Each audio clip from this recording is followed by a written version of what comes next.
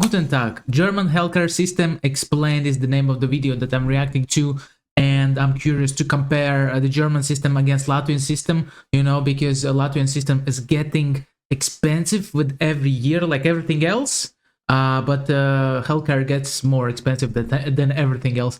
And also, if you, for example, go to a doctor that government pays you, yes, there's a big possibility there's gonna be big queues for that. So let's see, guys. Do you guys have any different? Want to move to Germany? The German healthcare system can be hard to navigate. We have a dual healthcare system, which can be very confusing if you are not used to it. But I am here to help. You need to know some basic facts and you are ready to go. My name is Stefan Buntrock and I'm a board-certified urologist and sexologist. The first thing you need to know when you move to Germany is this: you are obliged to sign health insurance. It's the law. Our healthcare system is only in part funded by taxes. I am talking about infrastructure. But when it comes to health insurance, it's your turn to pay. Well, in reality, it equals... Yeah, we have the same, literally. Well, health insurance, you have to buy it on your own, or you can get it on your workplace, and it depends if it's a cheap or expensive insurance. It depends of your employers. Taxation, since it is compulsory and the rate is set by the government. At the moment, it's 14.6% of your gross income. What? Tax is such a bad word. We have a nicer one: Lohnnebenkosten. But, I think in German it sounds much better. I want to say it. Wait. Tax is such a bad word. We have a nicer one: Lohnnebenkosten. That wasn't so bad. Lohnnebenkosten. I think in German it sounds much better than additional wage costs. However, the good news is this: you only have to pay half of the amount, because your employer will cover the other half. To whom are you paying? That's entirely up to you. Wait. We have to pay for an insurance also, but I don't really know. Maybe there are some companies that pay the other part. I don't even this is not mandatory to pay from Latvian wages to get your self-insurance, right? But in the same time, if you want it, after 3 months of work, you can get it. But it's not expensive. It's like 15-20 euros per month or something like that. You have the choice among 95 health insurance companies. We call them Krankenkasse. They will all cover your costs, so don't worry about that. But some may offer a little extra, like paying a share of your dental cleaning or covering homeopathic treatments. Listen, dental is the most expensive thing ever. Not ever, but one of the most expensive things, because here most of the insurance companies cover only 50% of dental. Even good insurance companies covers let's say 200 euros per year for dental. And guys, dental fixing your teeth is very expensive, much more than 200 euros. And then there is this hidden feature called gesetzlicher Zusatz. Gesetzlich, I read it pretty decent because I heard him saying Beitrag. Money is always tight also in Germany. So the government has allowed them to charge you extra. This additional contribution varies a little from company to company. For 2024, it's 1.7%, but it could be as low as 1.2%. This is why it is advisable to compare companies. Your employer will also pay half of these additional charges. For the overwhelming majority of you, this will be it. You'll receive an electronic health card. If you are married and your partner is not employed, and if you have children, all of them will receive an electronic health card too, without having to pay extra for anyone. Yeah, we have also electronic on the mobile phone. It's very handy. I would say it's better than to have a physical one, because physical one you can lose, and this one you just open your phone. Of course you can lose your phone, but there's less chance to lose. There's a bigger chance to lose the card than your phone. And they don't even have to reside in Germany. their health expenses will be covered by the German healthcare system within the European Union, Norway, Iceland, Liechtenstein, Turkey, Bosnia-Herzegovina, Macedonia, Montenegro, and Serbia. There are some exceptions, but roughly that's how it works. If you need a doctor, you just book an appointment, take your health card with you, and everything will be taken care of. You don't pay extra for visits to the doctor. If you get a prescription, you will have to pay between 5 to 10 euros per medicine at the pharmacy. If you 5 to 10, wow, that's not so bad. Over here we have very high prices for medicine, very high prices, guys.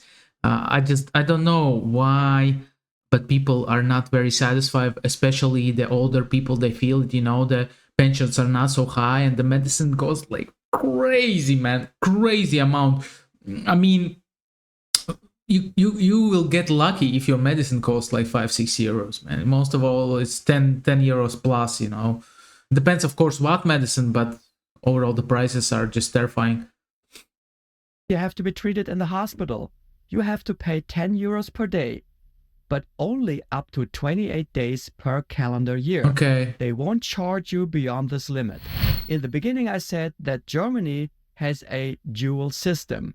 We have a statutory system, which I just outlined. Besides the statutory system, there is private healthcare. Let's have a closer look at it. Approximately 10% of the population have private health insurance.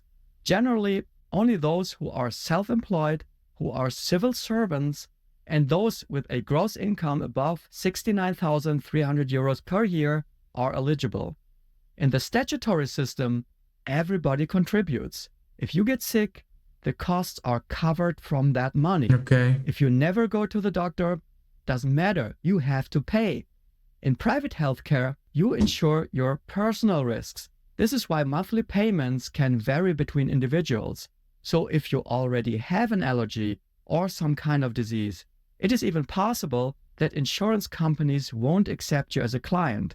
Too risky for them. Okay, yeah, it makes sense. It's a business, it's a business for them.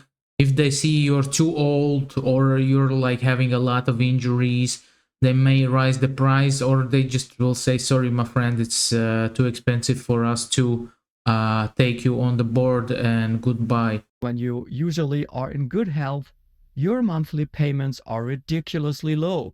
But with age, the monthly payments increase quite substantially. When you reach retirement, you pay on average approximately 1,000 euros per month right now. Wow, but this is just my gosh, what kind of pension you need to have to pay this amount of money? Well, probably you will have some savings, yes, but still, 1,000 euros, you have to have a lot of money saved, because it's like 1,000 euros per month, man, just for healthcare. Estimate. As I said, you insure your personal risks, so private healthcare premiums can vary quite a bit. Unlike in the statutory system, in private insurance, every member of the family has to be paid for, and you also get billed for your appointments at the doctor and stays in the hospital. You have to pay these bills yourself, but you then get reimbursed by your insurance company. Yeah. We have like some insurance companies practice this kind of way also. Which is a little tricky sometimes, because insurance companies might refuse payment for certain services. Yeah, that's why you have to check out. Like, you always, before going to like a healthcare provider, you have to check out and call them. Maybe call them 3 times, because sometimes the agent might mess up, tell you the wrong information. You need to be very careful with this one, my friend. I won't go into detail here. I'm sure your question right now is, why? Why are there 2 types of health insurance in Germany? Why? It's historic. For rich and poor people, or what? And dates back to the year 1883.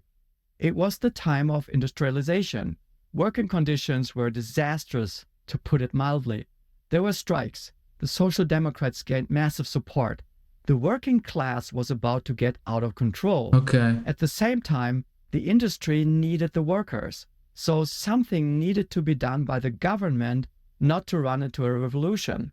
This was the start of the German social insurance system. It was initiated by Chancellor Otto von Bismarck. Oh, the legendary Iron Chancellor. With high income, I think it was him. Business people, they all were left out. So this opened up a niche for private healthcare.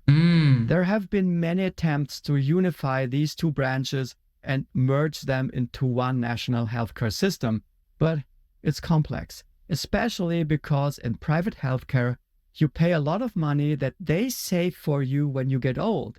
This money is your property. It can't be taken away from you. Nice. Anyway, nowadays, everybody in Germany can sign public health insurance. However, there are some differences between the two systems, and there may be advantages to stay in private healthcare. I will tell you about them in another video. Thanks. Maybe we have also like a private insurance. I have not dig so deep, so I won't answer you. But the first first system which every other people use that earn less than 69,000 per year, we have this basically the same. I would say the medicaments in in pharmacy are super expensive here, and yeah, basically that's all the difference. All other things are pretty the same. Well, that's good, because I heard, you know, in America they have like very high bills for healthcare, and like this dude, he got basically run over by a medicine car. And then this medicine car, they took him to the hospital, and in the hospital they like healed him, and then they sent him the bill, and the bill was like 450,000. But he went to court because, like, come on guys, you ran me over when I was on the bicycle, and now you healed me, and you like asked me to pay for that. This is mad, man.